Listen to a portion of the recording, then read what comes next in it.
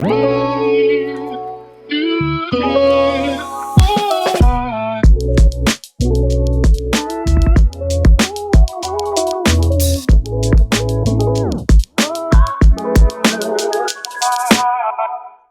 and welcome to Real Menopause Talk. My guest today is Catherine O'Keefe. Catherine initially worked in investment banking, but once she met perimenopause, she was then inspired to create the Menopause Success Summit and set up Wellness Warrior. She is determined to shatter the menopause taboo and is doing precisely that.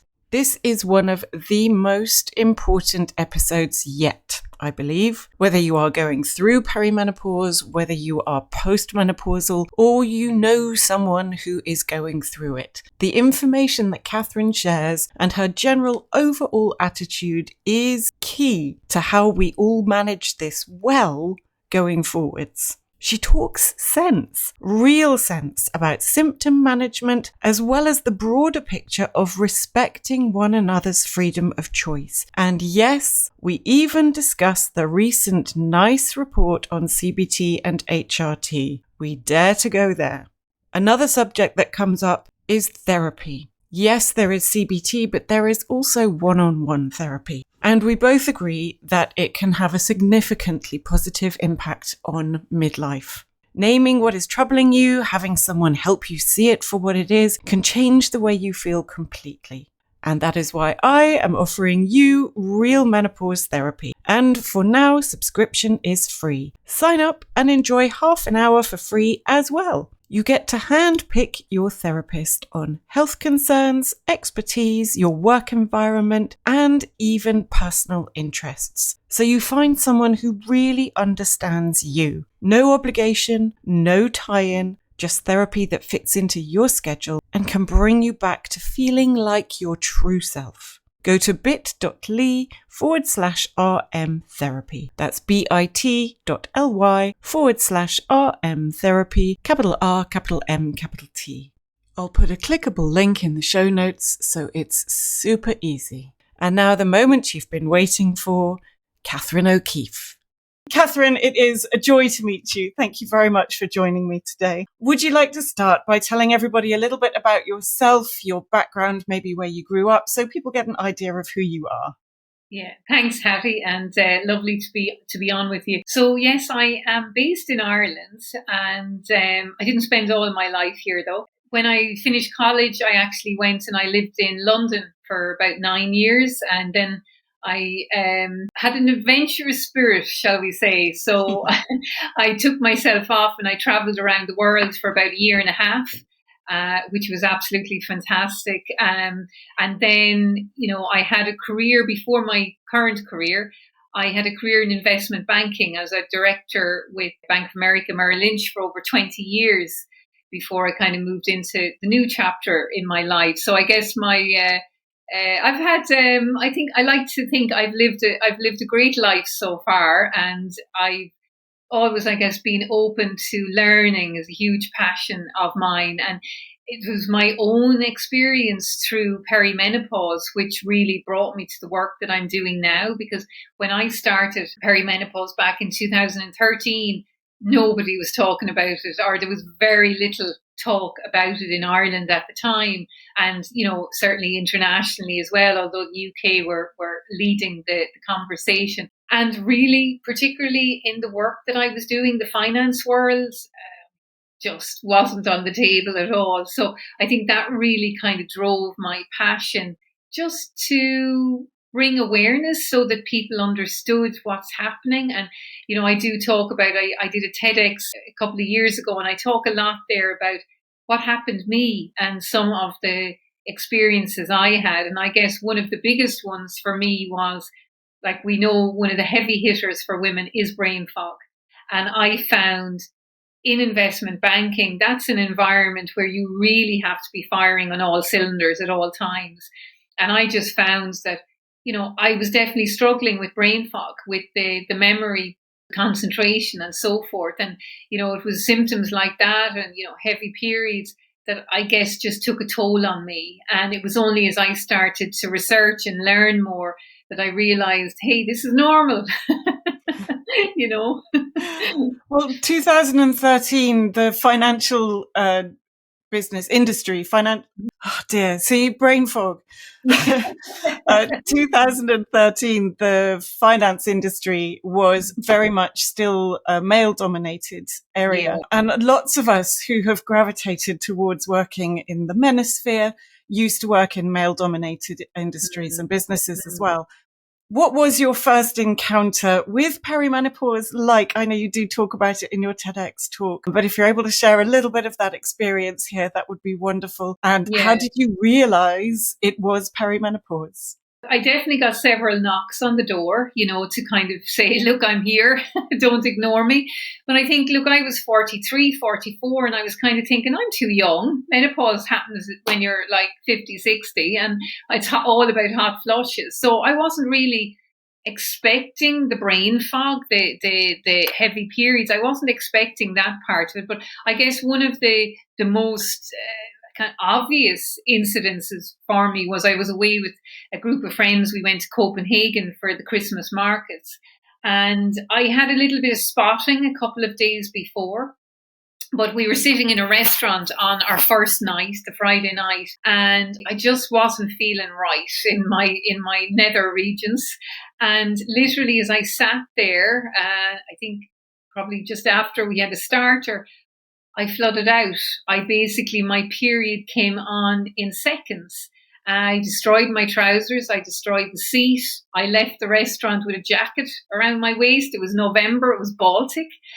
And I think that was the real, okay, you've really got to listen now to what's going on here. And I did. I came home. I had scans done. There was nothing wrong with me. Nothing wrong with me. But, I was throwing off a lot of symptoms that were perimenopause symptoms. So I had the heavy periods, I had the brain fog, I had the anxiety, which I'd never had before.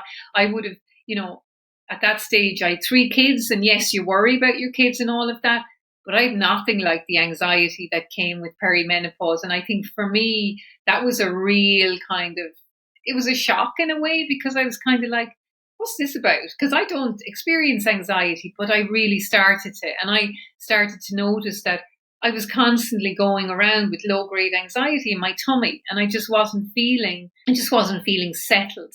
So I think those few things coming together, I knew there was something not right. And I just knew that, I just wasn't myself. Mm-hmm. And that really kind of prompted me to just really understand what was happening for me. And once I did that I found that a huge relief, because I then kind of realized this is normal. I'm not going mad. I'm not different. This is an inevitable stage of life.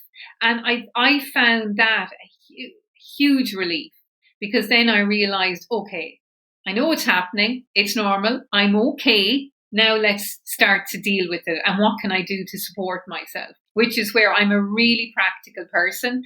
And that's where I just got really practical about everything. I just really started to understand, okay, what can I do to resolve the heavy periods? What can I do to support myself through anxious moments? What can I do for brain fog? What can I do for energy, the exhaustion, the tiredness?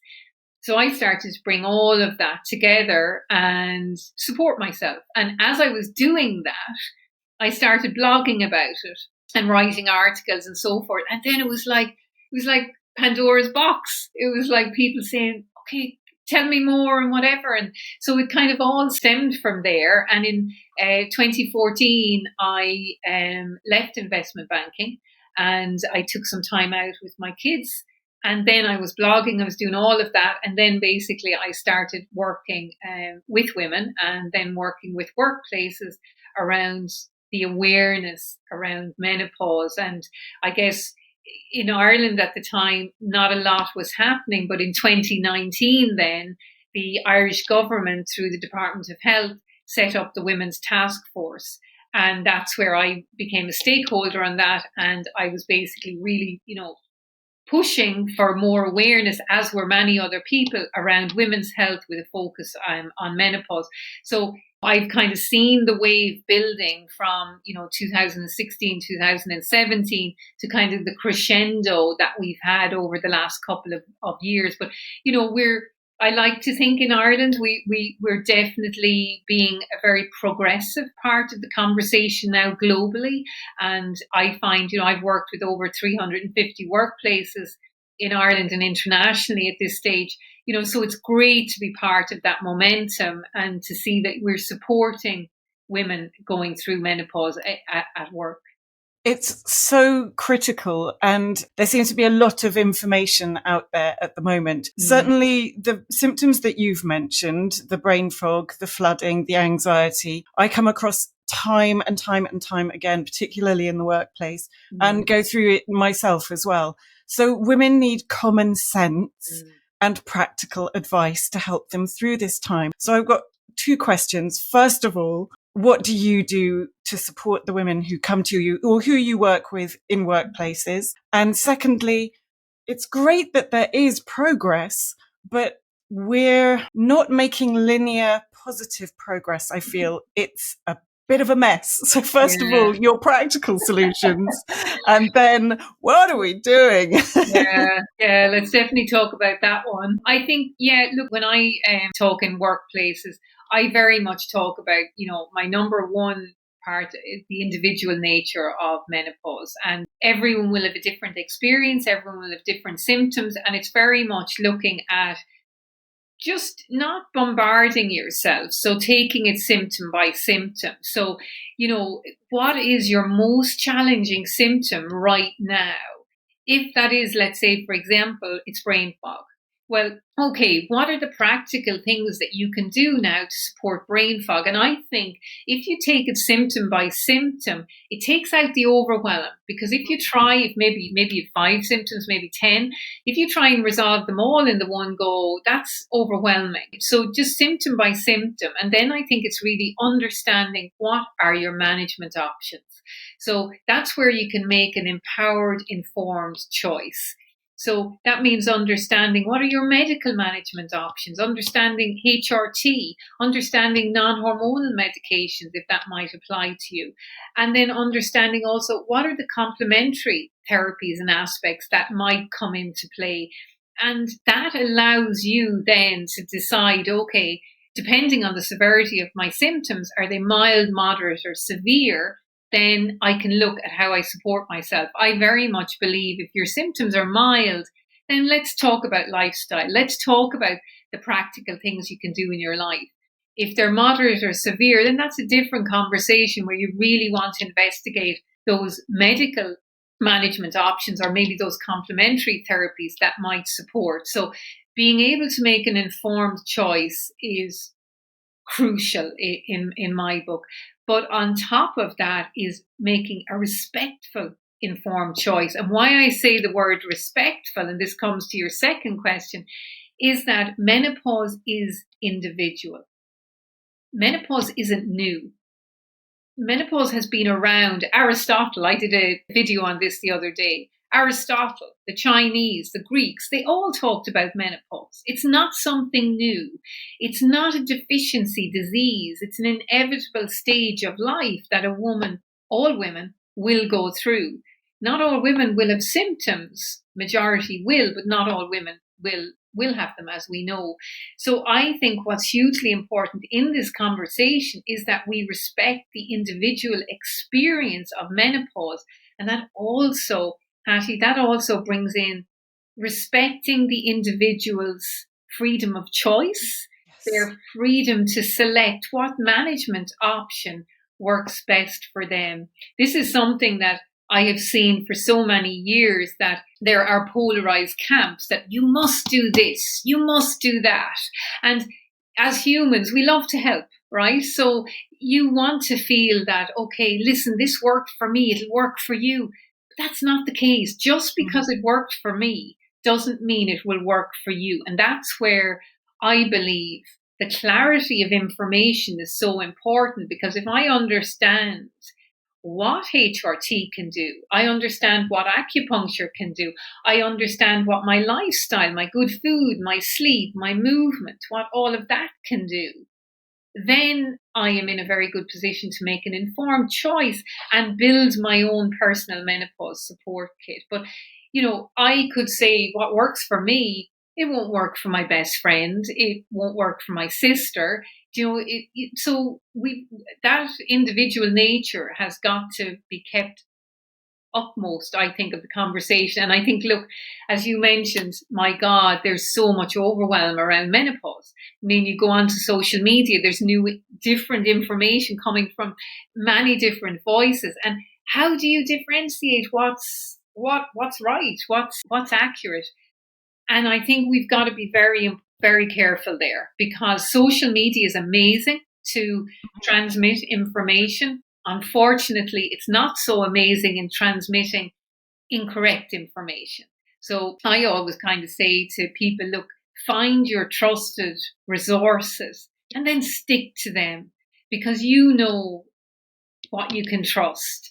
And that's really important, because when you're going through, let's be honest, you're going through menopause and you're got brain fog, you've anxiety, then the last thing you need is more overwhelm. So, I think keeping it clear, keeping it accurate, sticking to evidence-based information, and not sticking to hypothetically what people might think or people might experience when we don't have the clinical evidence behind it. That's dangerous. I agree completely. And I think, again, social media is fantastic. It has a wonderful role to play in this. Equally, it is filled with potholes. And certainly recently here, I'm sure you have had the impact of it being part of the UK, the discussion about CBT being mentioned by the NICE guidelines. And it appears that half of social media is, we can't have CBT because it won't help with our hot flashes, and we only need HRT. And it just looks at a tiny portion, Yeah. whereas both have a place, in my opinion. Both have different roles as options. Who knows how it's going to be offered in practical terms? That's a whole different conversation. But HRT is vital for some women, for many women. CBT also can help enormously in different ways. Will it help with a dry vagina? Not directly. No. Will it help with your perception and acceptance of the changes you're going through? It might well do. How is all of this over in Ireland? Yeah, no, 100%. I think the same, and I think you've made some really good analogies there. And I think what we've got to look at is everything has a place. Like if we take CBT as an example, cognitive behavioral therapy, it's a very practical form of therapy. So we know that it can help many women with hot flushes, with night sweats, with anxiety. Is it going to help the woman who is maybe having a recurrence or has maybe some residual past trauma that they need to work through? No, I don't think so. And I'll give you my own experience of that. So my dad died when I was very young, very, very suddenly. He was 21. And I was in college at the time. I was given free grief counseling at the time, and I did it the best thing I ever did. And I really felt that, I obviously grief never goes. It's with you always, but in different guises. And I really felt I worked through it. It was painful, but I did the work. What I wasn't prepared for was, as I went through perimenopause, the grief of losing my dad, who I was so close with, came back really viscerally. Now, CBT was never going to help me process that grief and the final bits of that residual grief that I had to move through and to be okay with it. But what did really help me was one-to-one individual counseling, which worked for me. And it was an absolute game changer. So I went back and I did that as I went through perimenopause and as it came up for me. So I think we've got to realize that everything has a place, but it has to be where it fits into your life. And you're right. I can't see any justification for CBT helping with vaginal dryness. That I just, but there are other aspects that it can definitely help with. But there's no magic bullet to menopause. There just isn't. because of the individual nature of the experience. I think it's kind of trying to understand that with all the research that's happening, which is fantastic, it's trying to understand what are the tools we can all bring together to support ourselves. And that's where, look, you as you mentioned, that's where we see the polarizing views that happen in social media. And that's where I believe we've got to be so respectful of each other in this, because for, let's take for example, if you have a woman who cannot take HRT, if it is 100% contraindicated for many medical reasons that may exist, if that is the case, then CBT may be a very practical support for some of her symptoms. May also be that non-hormonal medications like antidepressants may be very supportive for some of the vasomotor symptoms for that person where HRT is contraindicated. So I think it's just that respect piece. I mean, oh my Lord, I just believe so passionately around that one, because it really does make me, Amanda Peeves laughs with me about this, because she said, "Oh, I know when you're angry," because that is one thing that really makes my blood boil, when we're not being respectful of each other. Because I've sat in my early conversations where I did talks around Ireland. I've sat in rooms where women have said everyone should be on HRT. I remember sitting in one room, there was over 100 women there, and I remember one woman crying because she could not take HRT because of her medical history. And it was right, she couldn't take HRT. But it's, so we've got to understand that everyone's on a different journey. Respect is absolutely key. And I think we lose that. We lose kindness and humanity and end up pitting each other against one another because of dogged beliefs of half the story. How did you handle that situation?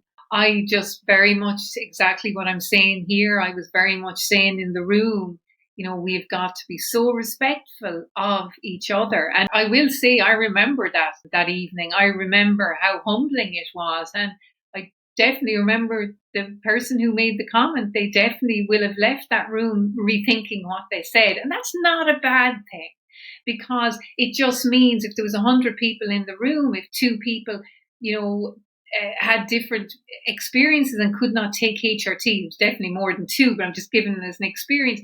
At least maybe you think people will think differently, and people will understand that we can't, there's no black and white answer. There's no black and white answer to supporting yourself through menopause.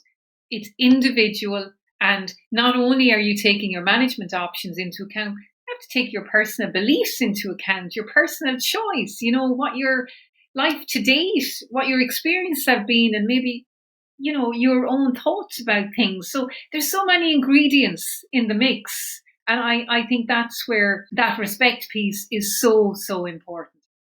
What inspired you originally to set up Wellness Warrior and to write your book, Everything You Need to Know About Menopause? I think, a lot of what we discussed, my own journey, for one, lack of clarity, definitely number 2. And as anyone who's read the book will say, it's very clear and it's very practical. And that's what I'm all about. And I think for me, it was literally, okay, let's just draw the line. Let's just do a line in the sand. Let's just name what this is, name the symptoms, talk about all of them. Lack of libido, dry vaginas, etc., constipation. Let's talk about it all. But at the same time, let's outline what are the practical things you can do every day to support yourself. And here are your options. So now I'm giving you the information. Now you can make an informed choice that works for you. And at the same time, what I also did, because I get a lot of comments on this one, Hattie, is I wrote a chapter for your partner. So whether you're in a same-sex relationship, heterosexual, you can hand the book over to your partner. They can read this one chapter in particular, and then basically, it would allow them to have a better insight into menopause. Because another important part of menopause, I believe, is that menopause isn't just about the person going through it, it's all the touch points in that person's life. So if we think about it, I'm going through menopause, but that impacts my work colleagues, it impacts everyone I work with, it impacts my friends, my family, my partner, my sons, etc. So it's all the touch points in a person's life, and I think that's an important part of menopause that we can't ignore, because it's really challenging for people at home. If you are having a tough menopause, that's really challenging. So how do we support your kids? How do we support your partner, your friends, etc.? So, the book is very much all around that, and a labour of love it was. In the workplace, what do you get asked the most by the people who aren't in perimenopause to postmenopause? So the touch points around them. Yeah, I think number one is, how can I help? How can I support my colleagues or my partner? That's number one. Every single talk that I've done hundreds. The number one that I always get from people who aren't going through it is like, oh my, I never knew there was so many symptoms. And particularly I find people don't realize the depth of the psychological symptoms of menopause, the anxiety, the insomnia, the low moods, the rage, the frustration, the exhaustion, the tiredness.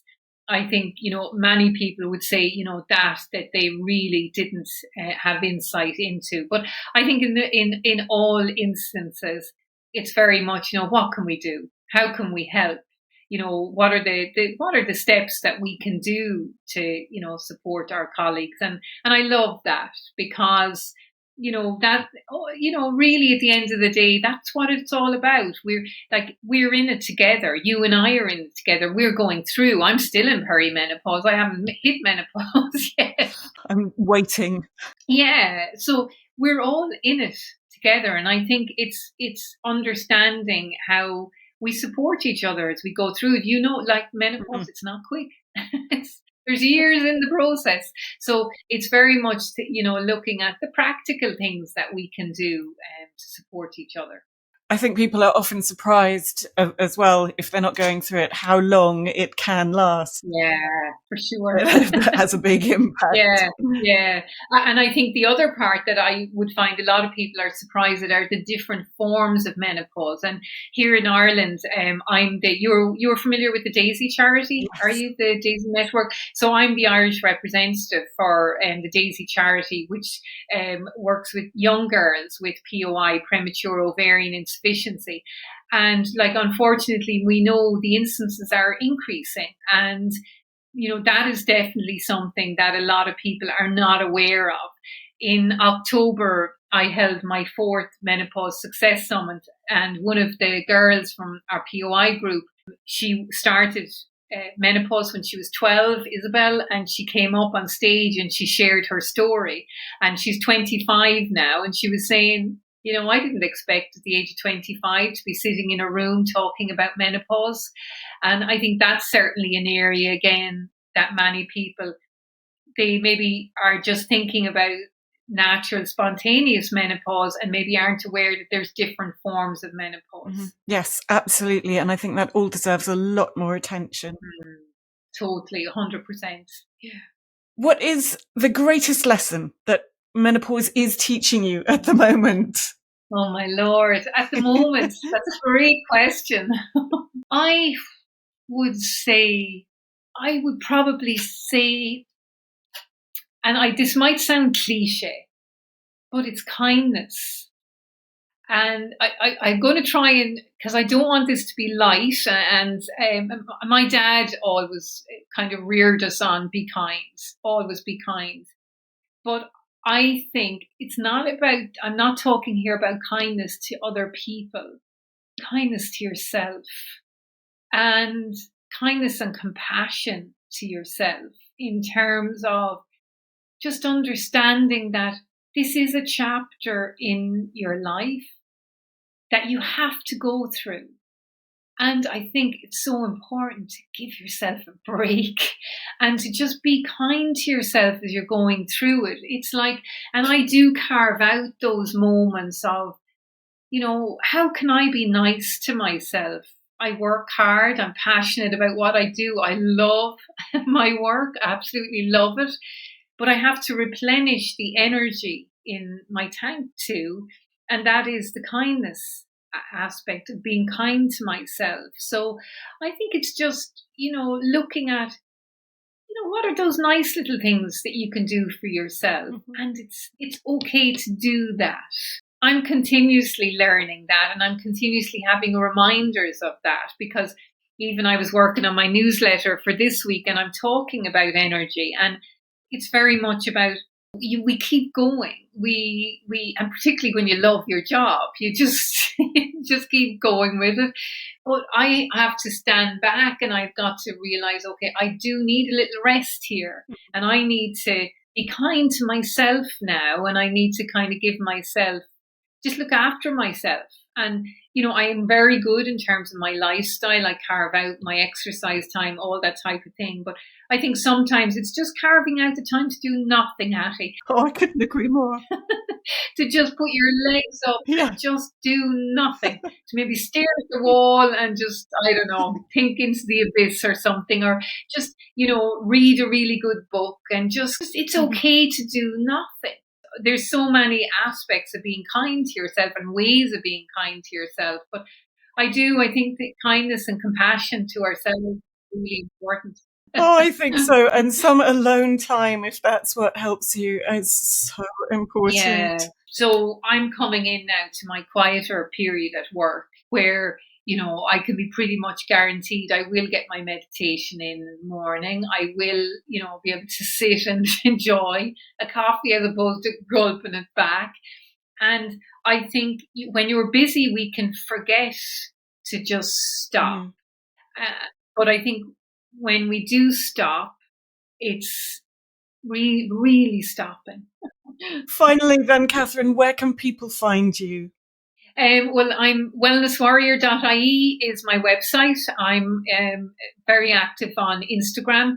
You'll find me there again under Wellness Warrior, and my website. You can sign up to my newsletter. And as you kindly mentioned, my book, All You Need to Know About Menopause, is available on Amazon or all good bookstores. So yeah, or I'm on LinkedIn as well.